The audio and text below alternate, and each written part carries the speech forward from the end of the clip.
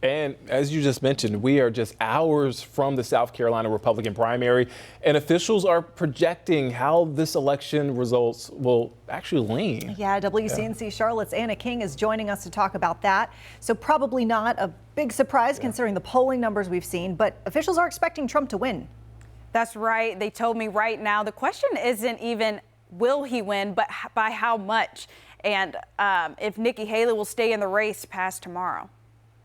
All eyes are on the Palmetto State ahead of the South Carolina Republican primary Saturday. This is the home state of former South Carolina Governor Nikki Haley, but former President Donald Trump is still expected to win. She went from 20-some points behind to now 30 plus points behind.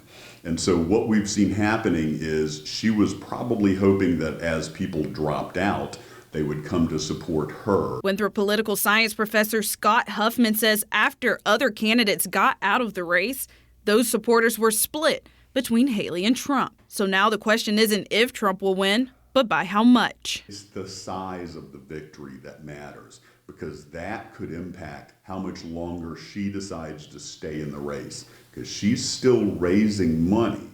But if she gets past Super Tuesday, when so many other states vote, and Trump has amassed almost enough delegates to clinch the nomination even then, does it make sense for her to stay in? Huffman says the crossover voting from people typically register as Democrat voting in the Republican primary could change the way the votes lean. There are a lot of fish out there to be caught, but whether or not Haley can convince them to crossover vote is another question.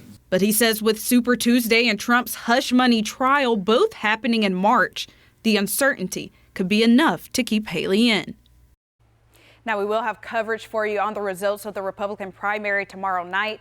The polls will be open from 7 a.m. to 7 p.m. and election officials are reminding you to bring your ID. All right, thanks, Anna. That's some good advice before folks head out there to the polls. And you can text election to 704-329-3600 for everything you need to know before you go out there and cast your vote.